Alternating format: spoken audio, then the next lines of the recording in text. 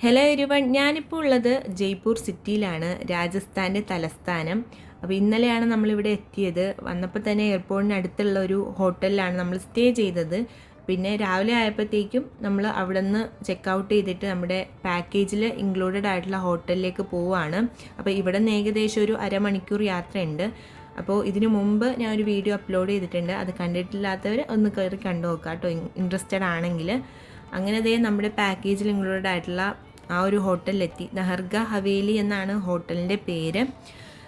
ഇതിൻ്റെ ഇൻറ്റീരിയറൊക്കെ നോക്കുകയാണെങ്കിൽ നമുക്കൊരു 5 സ്റ്റാർ ഹോട്ടൽ എന്ന് തോന്നിപ്പിക്കുന്ന തരത്തിലായിരുന്നു. ഇത് പക്ഷേ 3 സ്റ്റാർ ഹോട്ടലാണ് കേട്ടോ. അങ്ങനെ ദേ നമ്മൾ ഉള്ളിലേക്ക് കയറി. അടിപൊളി പെയിൻറ്റിങ്സ്, കളർഫുള്ളായിരുന്നു മൊത്തം കാണാനായിട്ട്.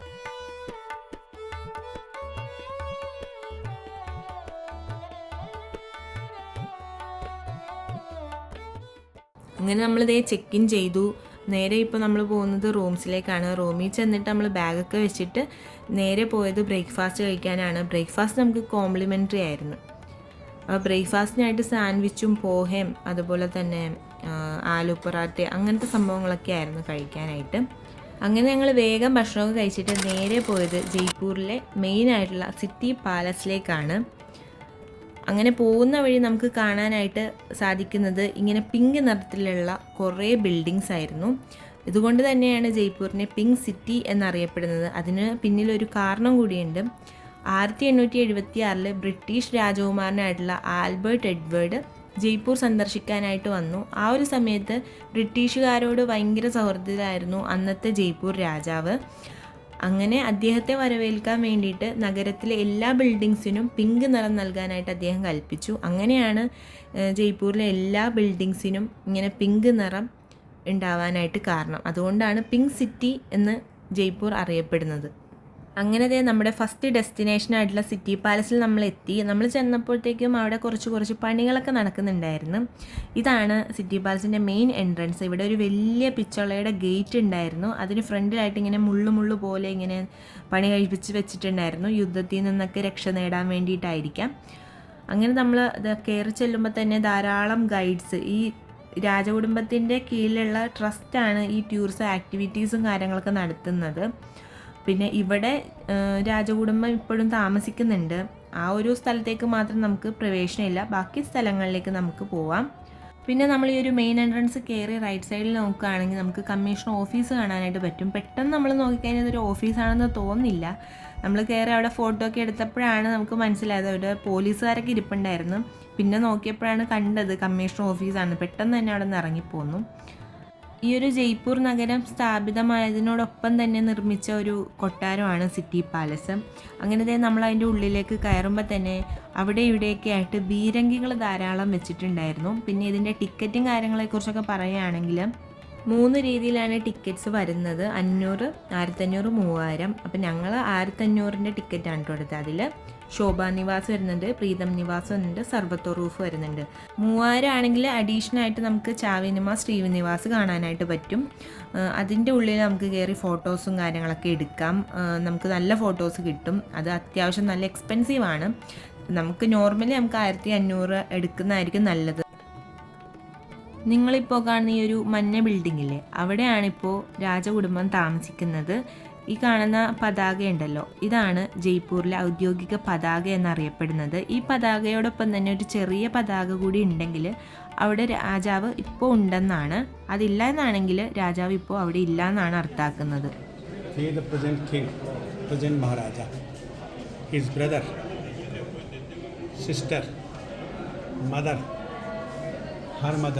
I am the Queen Mother of Jaipur. So this is the royal family, the present royal family of Jaipur, and this is the mother of the Maharaja.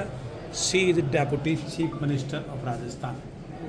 Princess Diya Kumari, our name, her present Deputy Chief Minister.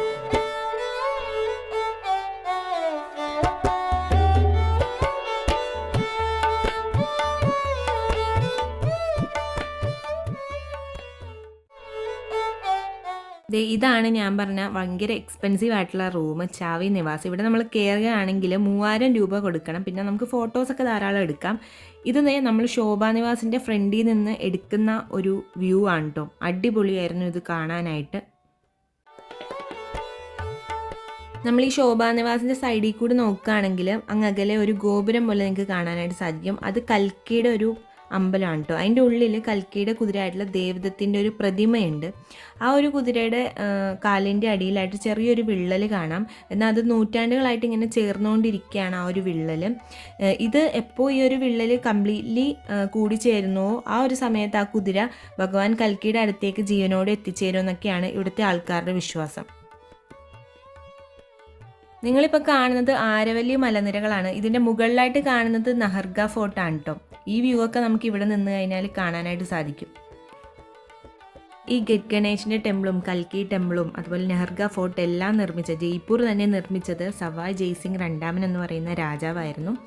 ഈ കാണുന്നതാണ് ശോഭാ നിവാസ്. ഇത് 24 carrot സ്വർണം കൊണ്ട് പൂശിയിട്ടുള്ള റൂമാണ് കേട്ടോ. ഈ yellow കളറിൽ കാണുന്നതെല്ലാം 24 ക്യാരറ്റ് സ്വർണ്ണമാണ്.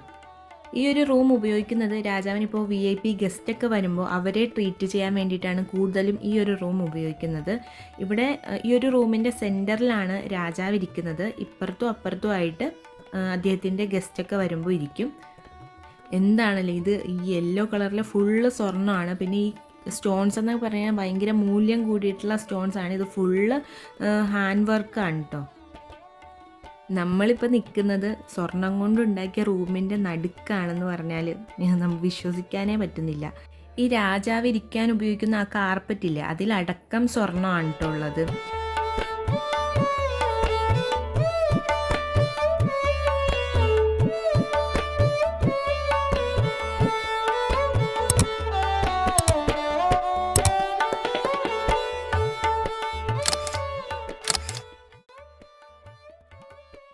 സിറ്റി പാലസിൻ്റെ മെയിനായിട്ടുള്ള ഒരു സ്ഥലമാണ് ഈ ചന്ദ്രമഹൽ. ഇതിൽ 7 ഫ്ലോറുകളാണ് ഉള്ളത്. ഇതിലാണ് നമ്മൾ നേരത്തെ കണ്ട ശോഭാ നിവാസും ചാവി നിവാസൊക്കെ ഉള്ളത്. ഈ ചന്ദ്രമഹലിന് മുമ്പിലായിട്ട് കാണുന്ന ഈ ഒരു ഏരിയ പറയുന്ന പേരാണ് പ്രീതം നിവാസ്. ഇവിടെ 4 ഗേറ്റുകളാണ് കേട്ടോ മൊത്തത്തിലുള്ളത്. റോസ് ഗേറ്റ് ഉണ്ട്, ഗ്രീൻ ഗേറ്റ് ഉണ്ട്, ലോട്ടസ് ഗേറ്റ് ഉണ്ട്, പീക്കോക്ക് ഗേറ്റ് ഉണ്ട്. ഭയങ്കര മനോഹരമായിട്ടാണ് കേട്ടോ ഈ ഒരു ഗേറ്റ് എല്ലാം നിർമ്മിച്ചിട്ടുണ്ടായിരുന്നത്. പീക്കോക്കിൻ്റെ ചിത്രവും പ്രതിമയൊക്കെ വെച്ചിട്ട് അടിപൊളിയായിരുന്നു കാണാനായിട്ട്. ഇവിടെ മെയിനായിട്ടും കൊട്ടാരം നർത്തകിമാരുടെ നൃത്തവും അതുപോലെ സംഗീതജ്ഞന്മാരുടെ സംഗീതവും എല്ലാം ഇവിടെയാണ് നടന്നിട്ടുണ്ടായിരുന്നത്.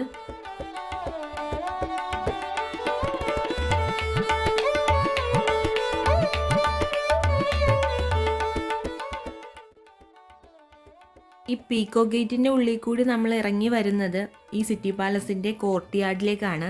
ഇതിൻ്റെ സൈഡിലായിട്ടൊരു ഏരിയ ഉണ്ട്. ആ ഒരു ഏരിയ പറയുന്ന പേരാണ് ദിവാനി ഗാസ് എന്ന്. ഇവിടെ രാജാവ് സാധാരണക്കാരുടെ പ്രശ്നങ്ങളൊക്കെ ഉണ്ടല്ലോ, അതൊക്കെ ചർച്ച ചെയ്ത് പരിഹരിക്കുന്നത് ഇവിടെ വെച്ചിട്ടാണ്. പിന്നെ ഇവിടെ വാളും പരിചയം തോക്കും എല്ലാം വളരെ ഭംഗിയായിട്ടാണ് കേട്ടോ അവർ അറേഞ്ച് ചെയ്തൊക്കെ വെച്ചിട്ടുണ്ടായിരുന്നത്. പിന്നെ ഈ രാജാക്കന്മാരുടെ പട്ടാഭിഷേകമൊക്കെ നടക്കുന്നതും ഈ ഒരു ഏരിയയിൽ വെച്ചിട്ടാണ്. ദിവാനിഗാസിൻ്റെ ഉള്ളിലായിട്ട് 2 സിൽവർ കുടങ്ങൾ അപ്പുറത്തും ഇപ്പുറത്തുമൊക്കെ ആയിട്ട് വെച്ചിട്ടുണ്ടായിരുന്നു കേട്ടോ. ഒരു കുടം 6 അടി പൊക്കമുള്ളൊരു കുടമാണ്. ഇതിൽ ഏകദേശം 2000 ലിറ്ററോളം വെള്ളം കൊള്ളും.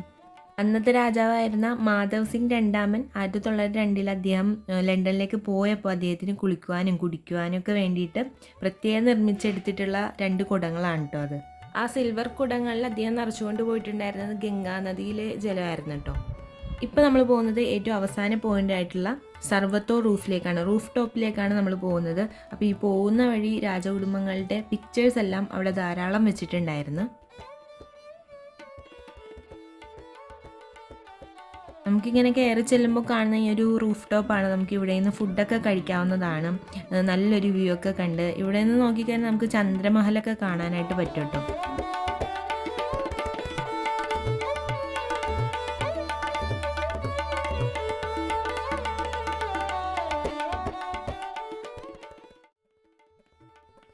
ഞങ്ങൾ പിന്നെ ജ്യൂസും കുറച്ച് ബിസ്ക്കറ്റൊക്കെ മാത്രമേ കഴിച്ചുള്ളൂ. ആ ഒരു വ്യൂ ഒക്കെ കണ്ട് അങ്ങനെ കുറച്ച് നേരം അവിടെ ഇരുന്നു.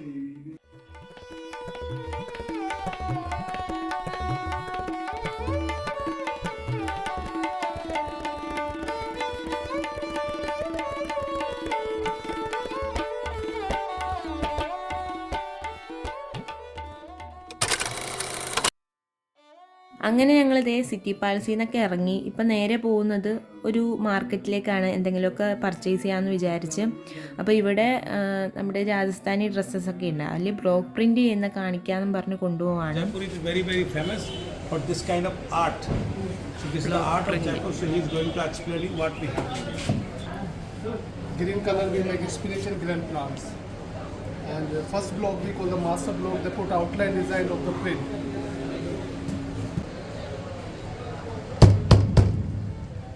This is first block.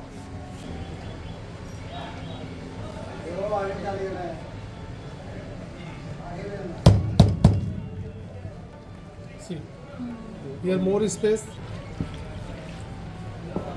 And this is herbal salt. Herbal salt fixing the color immediately and background color change. But now you can change watercolor doesn't change as it is and not effect for the fabrics. Now you can see the magic.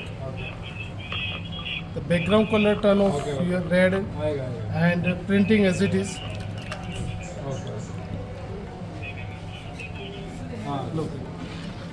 And printing fast or not, you can touch like this as it is. Like this type we make some bed sheets, dresses, sari. പിന്നെ ഈ block print വെച്ച് ചെയ്തിട്ടുള്ള കുറച്ച് സാരീസും സ്കേർട്ടൊക്കെ അവർ കാണിച്ചു തരാൻ കൊണ്ടുപോയി. പക്ഷേ ഭയങ്കര റേറ്റും കാര്യങ്ങളൊക്കെ ആയിരുന്നു പറഞ്ഞിരുന്നത്. അതുകൊണ്ട് നമ്മൾ ജസ്റ്റ് നോക്കിയിട്ട് ഇറങ്ങിപ്പോന്നു. പിന്നെ ഷൂട്ടൊന്നും ചെയ്യാനായിട്ട് പറ്റിയില്ല. പിന്നെ ഞങ്ങൾ പോയത് വളരെ ഫേമസ് ആയല്ലോ ജയ്പൂരിൽ നിന്ന്. നമ്മൾ ഗൂഗിളിലൊക്കെ അടിച്ചു നോക്കി അപ്പോൾ വരുന്നത് ഈ ഒരു ഹവ്വാ മഹലായിരിക്കും. അങ്ങോട്ടാണ് നമ്മൾ പിന്നെ പോയത്.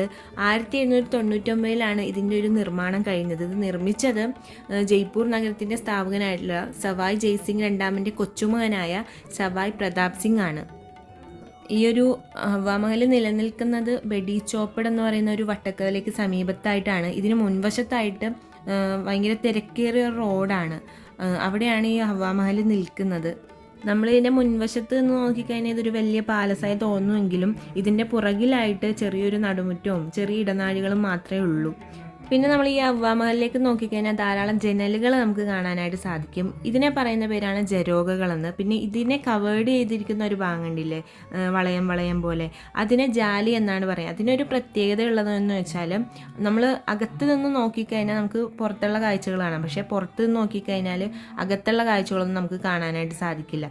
ഇത് അദ്ദേഹം പ്രധാനമായിട്ട് നിർമ്മിച്ചിരുന്നത് അന്നത്തെ രാജസ്ത്രീകൾക്ക് വേണ്ടിയിട്ടാണ്. അന്ന് പർദ്ദ സമ്പ്രദായമൊക്കെ ഭയങ്കര കർശനമായിട്ട് പാലിക്കാൻ വിധിക്കപ്പെട്ട ആൾക്കാരായിരുന്നു രാജസ്ത്രീകൾ. അപ്പോൾ അവർക്ക് നഗരത്തിൽ നടക്കുന്ന ഓരോ ഘോഷയാത്രകളും ഓരോ പരിപാടികളൊക്കെ കാണാൻ വേണ്ടിയിട്ട് അദ്ദേഹം നിർമ്മിച്ചു കൊടുത്തിട്ടുള്ള ഒന്നാണ് ഈ ഒരു ഹവ്വാ മഹൽ എന്ന് പറഞ്ഞിട്ടുണ്ടെങ്കിൽ. പിന്നെ ഹവ്വാ മഹലിൻ്റെ സൈഡിലായിട്ട് സമീപത്തൊക്കെ ആയിട്ട് ധാരാളം കടകളുണ്ടായിരുന്നു. ഇങ്ങനെ ചെറിയ ചെറിയ ഷോപ്പുകൾ, വളകളും മാലകളും ചെരുപ്പുകളും ഡ്രസ്സുകളൊക്കെ വിൽക്കുന്ന ആൾക്കാർ. അപ്പം നമ്മൾ അവിടെ നിന്ന് ജുട്ടി വാങ്ങിയിട്ടുണ്ടായിരുന്നു. പിന്നെ ദുപ്പട്ട 2-3 എണ്ണമൊക്കെ വാങ്ങിയിട്ടുണ്ടായിരുന്നു. ഭയങ്കര വിലക്കുറവ്, നമുക്ക് ബാർഗെയിൻ ചെയ്ത് വാങ്ങാവുന്നേ ഉള്ളൂ. അവരൊരു റേറ്റ് പറയും, നമ്മളത് ബാർഗെയിൻ ചെയ്ത് കുറക്കുകയാണെങ്കിൽ നമുക്ക് ആ ഒരു റേറ്റിനൊക്കെ കിട്ടും. ചെരുപ്പ് വെറും 100 രൂപക്കൊക്കെ തന്നെ നമുക്ക് കിട്ടിയിട്ടുണ്ടായിരുന്നു. പിന്നെ നമ്മൾ നല്ല ദാഹവും ഉണ്ടായിരുന്നു, ക്ഷീണവും ഉണ്ടായിരുന്നു, ഫുള്ള് നടപ്പ് തന്നെയായിരുന്നു. അതുകൊണ്ട് എന്തെങ്കിലുമൊക്കെ കുടിക്കാമെന്ന് വിചാരിച്ച് നോക്കിയപ്പോൾ അവിടെ മുസമ്പി ഇങ്ങനെ ജ്യൂസ് അടിച്ച് കൊടുക്കുന്നുണ്ടായിരുന്നു. അപ്പോൾ നമ്മൾ മുസമ്പി ജ്യൂസ് കുടിക്കാമെന്ന് വിചാരിച്ചു. പിന്നെ ഇവരുടെ ഒരു ഡ്രോബാക്ക് എന്ന് പറഞ്ഞാൽ ഇത് എല്ലാത്തിലും കൊണ്ട് ഈ മസാല ഇട്ട് വെക്കും. അതിപ്പോൾ പറഞ്ഞിട്ടായാലും അവർ കുറച്ചെങ്കിലുമൊക്കെ അതിലിടും. അതുകൊണ്ടൊരു ചീന ചൊവയായിരുന്നു ആ ഒരു ജ്യൂസിന്.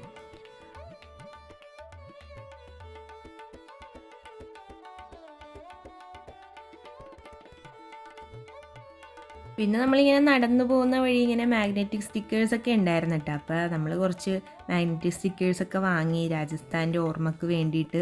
പിന്നെ നമ്മൾ ഈ നടക്കുന്ന വഴിയെല്ലാം ധാരാളം കച്ചവടക്കാരുണ്ടായിരുന്നു കേട്ടോ. എനിക്ക് ഈ പ്രിൻറ്റഡ് ബാഗ്സ് ഇല്ലേ, നോർത്ത് ഇന്ത്യൻ ബാഗ്സ്, അതുപോലെ തന്നെ അവരുടെ വലിയ കമ്മൽ, വലിയ മാല, അതൊക്കെ ഭയങ്കര ഇഷ്ടമുള്ള ഒരാളാണ്. നമുക്ക് ഭയങ്കര വിലക്കുറവിന് ഇവിടെ നിന്ന് കിട്ടും. നമ്മുടെ നാട്ടിലാണെങ്കിലും എല്ലാത്തിനും ഭയങ്കര കാശാണ് പറയുന്നത്.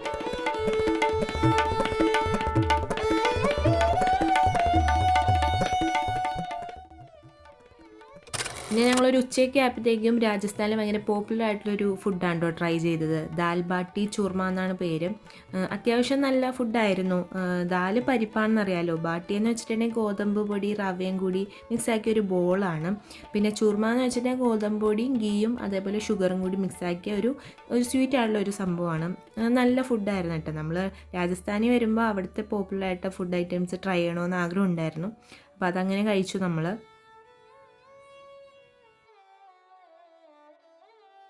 ഫുഡ് കഴിച്ചിട്ട് ഞങ്ങൾ നേരെ പോയത് ആൽബർട്ട് ഹാളിലേക്കാണ് കേട്ടോ. ഈ ഒരു മ്യൂസിയം വ്യാപിച്ചു കിടക്കുന്നത് 16 ഏക്കർ സ്ഥലത്താണ്.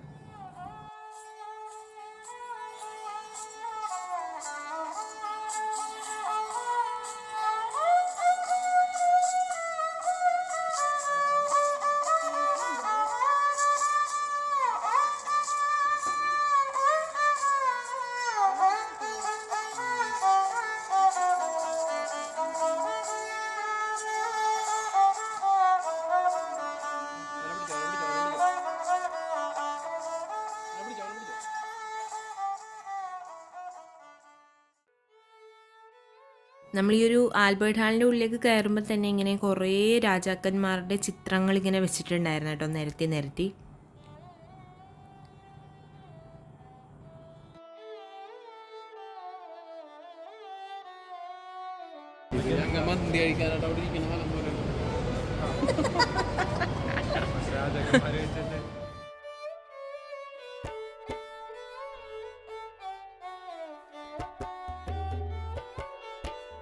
എനിക്ക് ഭയങ്കര അട്രാക്ഷനായിട്ട് തോന്നിയത് ഈ ഒരു നേപ്പാൾ ബുദ്ധേനായിരുന്നു കേട്ടോ. ഭയങ്കര ഒരു ഷൈനിങ് ആയിരുന്നു നമ്മളതിൻ്റെ അടുത്തേക്ക് ചെല്ലുമ്പോൾ ഉണ്ടായിരുന്നത്. പിന്നെ ടെറാക്കോട്ടസ് വെച്ച് ഉണ്ടാക്കിയ കുറേ രൂപങ്ങളുണ്ടായിരുന്നു. പിന്നെ ധാരാളം ബ്ലൂ കളറിലെ പോട്രീസൊക്കെ ഉണ്ടായിരുന്നു. ഇതൊക്കെ പണ്ട് കാലത്ത് ഉപയോഗിച്ചിരുന്ന ഓരോ കാര്യങ്ങളായിരുന്നു കേട്ടോ. ധാരാളം പോട്രീസ് ഉണ്ടായിരുന്നു, ക്ലേ കൊണ്ട് ഉണ്ടാക്കിയത്, അതുപോലെ പ്രിൻ്റഡ് ടൈൽസ് ഉണ്ടായിരുന്നു. ഇതൊക്കെ ഒരു വെറൈറ്റി ആയിട്ട് തോന്നി. പണ്ട് കാലത്ത് ഇത്രയും ഭംഗിയായിട്ട് കാര്യങ്ങളെല്ലാം ഉണ്ടായിരുന്നോ എന്ന് നമ്മളിങ്ങനെ അതിശയിച്ചു പോകും. പിന്നെ കല്ലുകൊണ്ട് തീർത്ത ദൈവരൂപങ്ങൾ ധാരാളം ഉണ്ടായിരുന്നു. ഗന്ധർവൻ്റെയും വരാഹത്തിൻ്റെയും അതേപോലെ ചാമുണ്ടി, അങ്ങനെ കുറേ രൂപങ്ങളുണ്ടായിരുന്നു.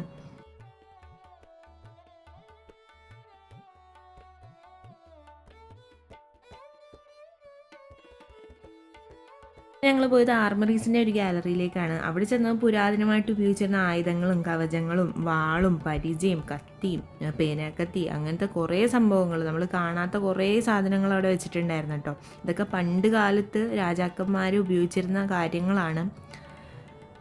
പിന്നെ ഇത് ഇങ്ങനത്തെ കുറേ ശില്പങ്ങളൊക്കെ ഉണ്ടായിരുന്നു. ഈ കാണുന്നത് പഞ്ചാബിൽ നിന്ന് കൊണ്ടുവന്നിട്ടുള്ള ഒരു ഹുക്കയാണ് കേട്ടോ. പിന്നെ ഞാൻ പറഞ്ഞില്ലേ, ധാരാളം നാണയങ്ങൾ, അതുപോലെ പുരാതനമായിട്ട് ഉപയോഗിച്ചിരുന്നിട്ടുള്ള നോട്ട്സ്, സ്റ്റാമ്പ്, അങ്ങനത്തെ കുറേ കാര്യങ്ങൾ അവിടെ വെച്ചിട്ടുണ്ടായിരുന്നു കേട്ടോ. പിന്നെ സവായ് മധോസിംഗിൻ്റെ ഒരു ശവകുടീരത്തിൻ്റെ ഒരു മോഡൽ അവിടെ വെച്ചിട്ടുണ്ടായിരുന്നു. മധോസിംഗ് നമ്മുടെ ജയ്പൂരിൻ്റെ സ്ഥാപകനായിട്ടുള്ള സവായ് ജയ്സിംഗിൻ്റെ 2ാമത്തെ മകനാണ് കേട്ടോ.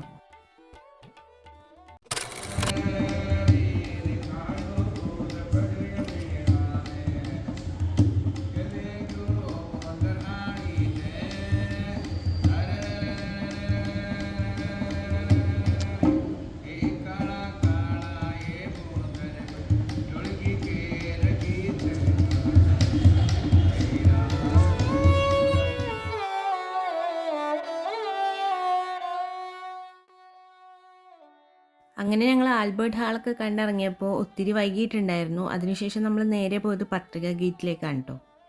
ഏഷ്യയിൽ തന്നെ ഏറ്റവും വലിയ സർക്കുലർ ഷേപ്പിലുള്ള പാർക്കായിട്ടുള്ള ജവഹർ സർക്കിൾ ഗാർഡൻ്റെ എൻട്രൻസ് ഗേറ്റ് ആയിട്ടാണ് കേട്ടോ ഇത് സ്ഥിതി ചെയ്യുന്നത്. പിന്നെ ഇത് പബ്ലിക്കിനായിട്ട് തുറന്നു കൊടുത്തത് 2016 ഇന്ത്യയിലെ ഏറ്റവും ഫേമസ് ആയിട്ടുള്ള പത്രിക ഗ്രൂപ്പ് ഓഫ് ന്യൂസ് പേപ്പേഴ്സാണ് ഈ ഒരു പത്രിക ഗേറ്റ് സ്ഥാപിച്ചത്. പിന്നെ ഇതിൽ 9 പവലിയൻസ് ആണ് ഉള്ളത്. പിന്നെ ഇത് പിങ്ക് നിറത്തിലാണ് ഇവരിത് നിർമ്മിച്ചിട്ടുള്ളത്. കാരണം നമ്മുടെ ജയ്പൂരിൻ്റെ നിറം പിങ്ക് ആയതുകൊണ്ട് പിങ്ക് നിറം തന്നെയാണ് ഈ ഒരു ഗേറ്റിനും കൊടുത്തിട്ടുള്ളത്. പിന്നെ ഇതൊരു മസ്റ്റ് വാച്ച് പ്ലേസ് ആണ്. നമ്മൾ രാത്രി വന്നതുകൊണ്ട് തന്നെ ആ ഒരു കളേഴ്സ് അധികം ആസ്വദിക്കാനായിട്ട് പറ്റിയില്ല. ലൈറ്റിങ്ങും കാര്യങ്ങളൊക്കെ അടിപൊളിയായിരുന്നു. പിന്നെ ഒരു കാര്യം പറയേണ്ടതെന്ന് വെച്ചിട്ടുണ്ടെങ്കിൽ ടോപ്പ് ഫോട്ടോഷൂട്ട് ഡെസ്റ്റിനേഷനാണ് ഈ ഒരു പത്രിക ഗേറ്റ്. ധാരാളം ആൾക്കാർ പല സ്ഥലങ്ങളിൽ നിന്നും ഈ ഒരു ഫോട്ടോഷൂട്ടിന് വേണ്ടിയിട്ട് ഇവിടെ വരാറുണ്ട്. അങ്ങനെ നമ്മൾ റൂമിൽ തിരിച്ചെത്തി. അപ്പോൾ ഫുഡ് കഴിക്കാനായിട്ട് പോയപ്പോൾ അവർ പറഞ്ഞു കുറച്ച് ഡിലേ ഉണ്ടെന്ന് പറഞ്ഞു. അതുകൊണ്ട് നമ്മൾ തിരിച്ച് റൂമിലേക്ക് തന്നെ വന്നു. ഇതാണ് നമ്മുടെ റോബിൻ ചേട്ടൻ. ആൾ അടിപൊളിയായിട്ട് പാടും, പിന്നെ അത്യാവശ്യം നന്നായിട്ട് ഡാൻസും കളിക്കും കേട്ടോ. ട്രിപ്പ് മൊത്തം ഓണായിരുന്ന ആൾ.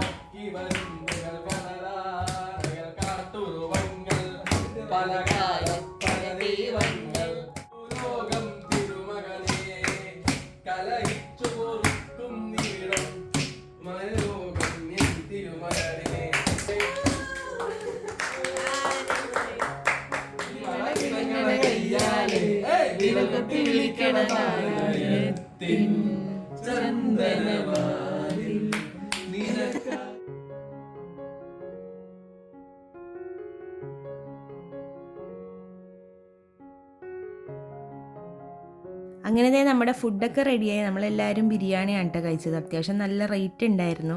പിന്നെ ഹോട്ടൽസിൽ നിന്നൊക്കെ കഴിക്കുന്ന ആ ഫുഡിന് അത്യാവശ്യം റേറ്റ് കാര്യങ്ങളൊക്കെ ഉണ്ടായിരുന്നു കേട്ടോ. അങ്ങനെ നമ്മൾ ജയ്പൂരിൽ വന്നിട്ടുള്ള ഫസ്റ്റ് ഡേ ഇന്ന് കംപ്ലീറ്റഡ് ആയി. കുറേ പ്ലേസസ് നമുക്ക് കാണാനായിട്ട് പറ്റി. ഇനിയും കുറേ വീഡിയോസ് ഞാൻ ഇടുന്നതായിരിക്കും. അതൊക്കെ നിങ്ങൾക്ക് ഇഷ്ടമാണെങ്കിൽ കണ്ടു നോക്കാം കേട്ടോ. ബൈ.